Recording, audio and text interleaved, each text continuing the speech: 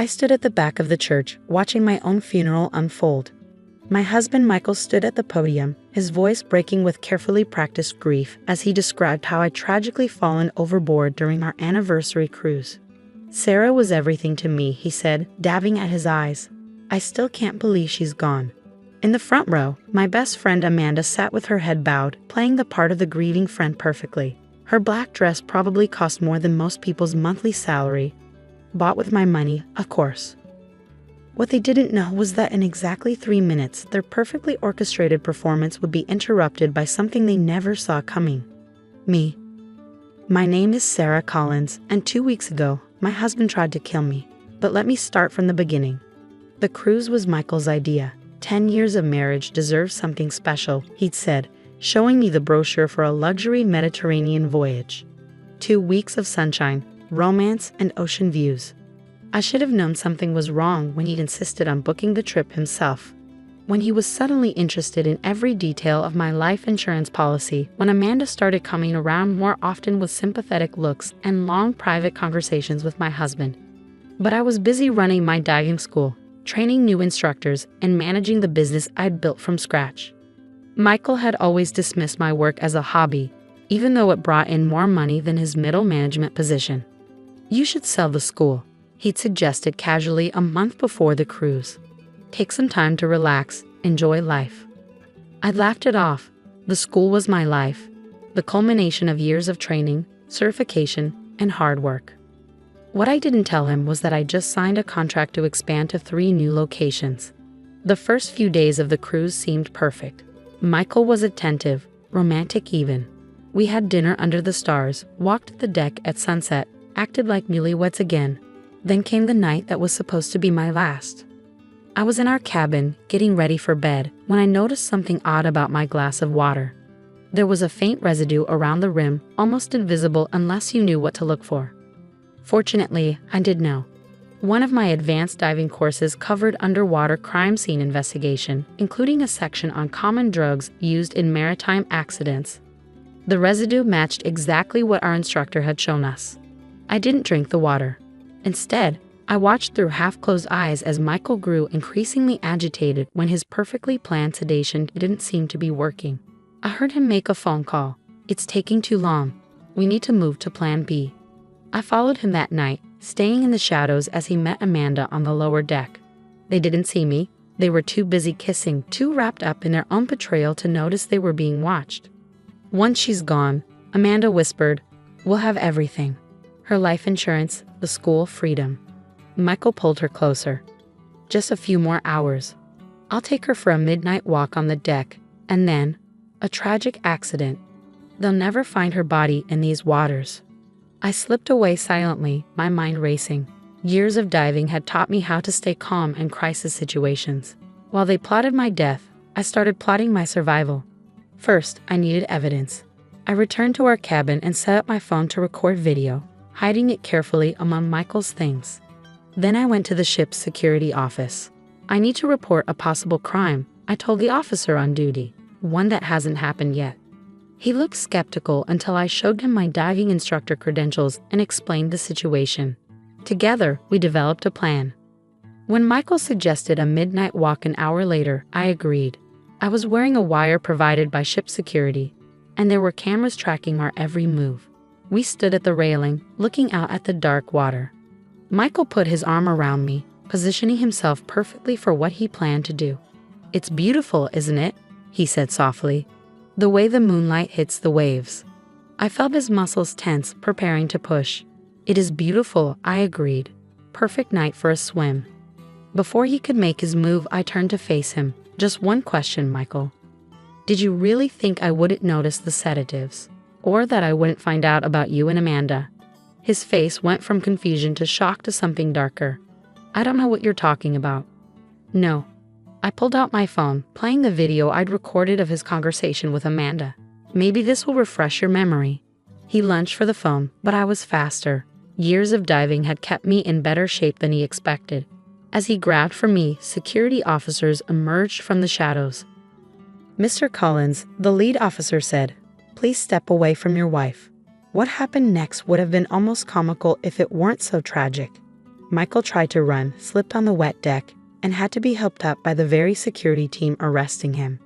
Amanda was caught trying to book a lifeboat excursion in the middle of the night. They found a bag packed with cash and passports in her cabin. But here's where it gets interesting. Instead of turning them in immediately, I had another idea. With the help of ship security and later the police, we let them think they'd succeeded. A missing persons report was filed. A search was conducted. No body was found, exactly as they planned. Michael and Amanda played their parts perfectly, grieving husband and supportive friend. They waited the appropriate amount of time before being seen together publicly. They filed the life insurance claim. They even started making plans to take over my diving school. And now, 2 weeks later, I stood at my own funeral, watching them perform their final act of deception. Michael was just reaching the climax of his eulogy, describing how he tried to save me when I walked down the center aisle. The gasps from the congregation were audible. Amanda's face went white. Michael stopped mid-sentence, the blood draining from his face as he saw his carefully constructed plan crumbling before his eyes. "Please," I said clearly, my voice carrying through the stunned silence, "don't stop on my account. I'm dying to hear how this story ends." The church erupted into chaos. People were standing, pointing, whispering. Some looked like they'd seen a ghost, which, I suppose, they thought they had. "Sarah?" Michael's voice cracked as he gripped the podium. "How? What? How am I alive?" I finished for him, continuing my walk toward the front. "That's an interesting story. Almost as interesting as how you and Amanda planned to kill me." Amanda tried to slip out of her pew, but 2 police officers who had entered behind me blocked her path. Her perfectly mascara-lined eyes darted between Michael and me, looking for an escape that didn't exist. "I don't know what you're talking about," Michael said, attempting to regain his composure. "This is some kind of mistake." I reached the front of the church and turned to face the congregation. "Let me tell you about mistakes," I said, my voice clear and steady. Like the mistake of thinking a professional diving instructor wouldn't recognize signs of tampering with her water, or the mistake of planning a murder on a ship full of security cameras. The police were moving forward now, handcuffs ready. Michael looked desperately around the church, perhaps hoping to find sympathy among the mourners who'd come to grieve me. Instead, he found shocked faces and accusatory stares. "You can't prove anything." Amanda spoke up, her voice shrill. "This is ridiculous." I pulled out my phone and connected it to the church's sound system, something I'd arranged with the pastor beforehand. "Actually, I can prove everything." The recording played through the speakers, their voices crystal clear as they plotted my death. Michael describing how he'd pushed me overboard. Amanda laughing about how they'd spend my life insurance money. "That's not. It's taken out of context," Michael stammered, but his protest sounded weak even to his own ears. "The context," I said, walking toward him, "is that my husband and best friend planned to murder me for money. The context is that you thought I was so insignificant, so easy to dispose of, that no one would question my disappearance." As the police moved in to arrest them, I noticed something that made my blood boil even more. Amanda was wearing my mother's diamond necklace, a family heirloom I thought was safely stored in my jewelry box. "Give it back," I said quietly. She reached for the clasp with trembling fingers, avoiding my eyes as she handed over the necklace. It felt heavy in my palm, weighted with generations of family history she tried to steal along with my life. "Mrs. Collins," one of the officers said, "will need you to come down to the station to make a formal statement." I nodded, watching as they led Michael and Amanda away in handcuffs. Michael looked back once, his face a mixture of rage and disbelief. Amanda kept her head down, her shoulders shaking with what might have been sobs or just fear of what was to come. The congregation sat in stunned silence. My sister Claire, who had been sitting in the back, rushed forward to hug me. "I knew something wasn't right," she whispered. "The way they were acting, it was all wrong." "That's because they're terrible actors," I replied, hugging her back. They were so focused on their performance they never stopped to think about the details. Like how a professional diver would know exactly how to survive in open water, or how someone who ran a successful business would have security measures in place. Or how the cameras they thought they'd avoided on the ship were just decoys for the real ones. As the church slowly emptied, people stopping to hug me or express their shock, I walked to the front where my memorial photo stood. It was a picture from 5 years ago, taken at the opening of my first diving school. I was smiling, proud, confident, everything they had tried to destroy. I picked up the photo and tucked it into my bag. It would serve as a reminder of how close I'd come to losing everything, and how their underestimation of me had been their downfall. The pastor approached me cautiously. "I've never had a funeral quite like this," he said with a slight smile. "Neither have I," I replied, "and I hope never to have one again, at least not until it's actually my time." Outside, reporters had gathered, drawn by the commotion and the police presence. They shouted questions as I emerged. "Mrs. Collins, how did you survive? Did you know about their plan? What made you wait until the funeral to reveal yourself?"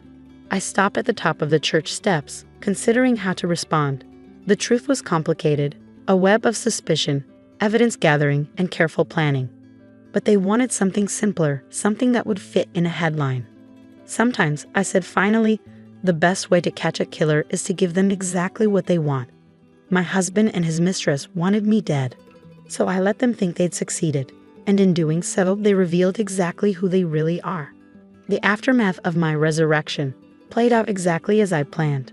The evidence against Michael and Amanda was overwhelming. Video recordings, witness statements from the ship's crew, financial records showing how they'd already started transferring my assets between accounts.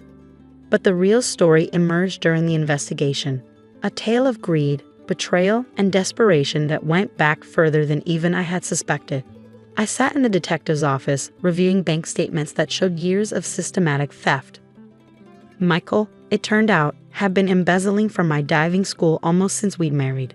He was taking small amounts at first, Detective Martinez explained, spreading the documents across her desk. But in the last year, the amounts got bigger. We think he was getting desperate. Desperate enough to plan a murder, I said quietly, studying the numbers. Nearly $500,000 had disappeared over the years. He and Ms. Taylor had been planning this for months, Martinez continued. They had an apartment leased under false names, new identities prepared.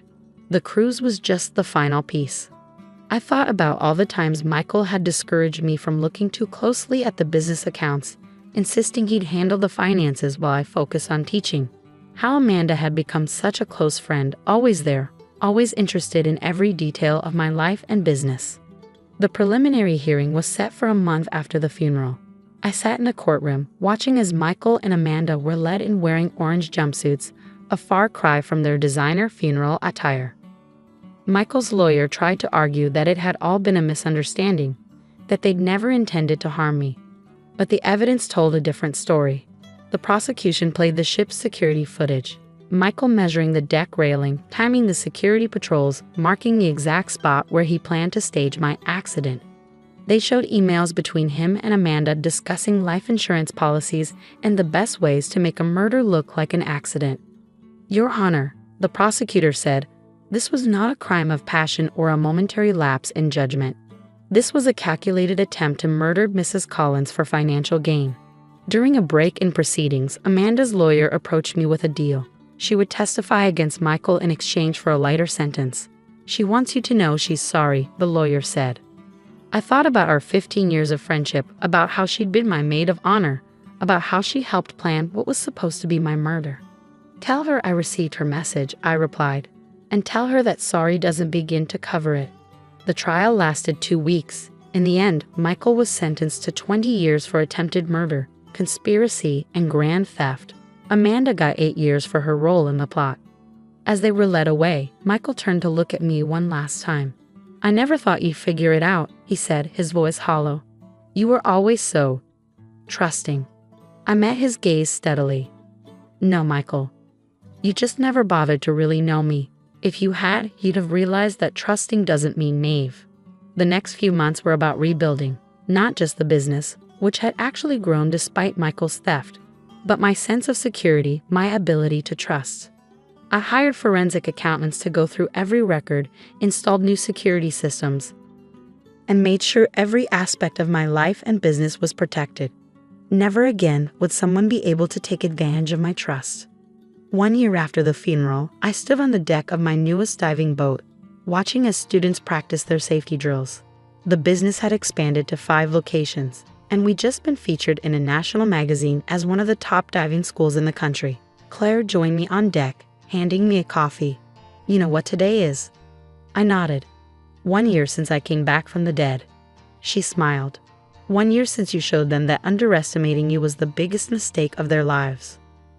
The sun was setting over the water, painting the sky in shades of orange and pink. In the distance, I could see another group of students practicing their rescue dives, something I now insisted every student master. "You know what the irony is?" I said, turning to my sister. "They thought they were so clever, planning my death at sea. But they forgot one crucial thing." "What's that?" "The ocean has been my life since I was a teenager. I've trained hundreds of people how to survive in it, respect it, master it. They thought it would be my grave, but instead it was your salvation," Claire finished. I smiled, feeling the gentle rock of the boat beneath my feet. "Exactly. They chose the one place where I was strongest to try to make me disappear." That evening, I received a letter from the prison. It was from Amanda, her once perfect handwriting now shaky and small. "I think about that night on the ship all the time," she wrote. "How sure we were that everything would go perfectly. We never imagined you were 10 steps ahead of us. I'm sorry, Sarah, not just for what we planned to do, but for underestimating you so completely." I folded the letter and placed it in a box with all the other reminders of that time. The funeral program, the newspaper articles, the court documents. Then I locked the box away in my office safe. The past was secured, but my future was wide open. I had survived not just an attempt on my life, but the betrayal of the two people I had trusted most. And I had emerged stronger, wiser, and more successful than ever. As I walked through my office that night, I passed the photo from my funeral, now hanging on the wall as a reminder. The woman in that picture had been strong, but the woman I was now was invincible. They had tried to write my ending, but instead they had only succeeded in helping me begin a new chapter, one where I was the author of my own story, and no one would ever underestimate me again.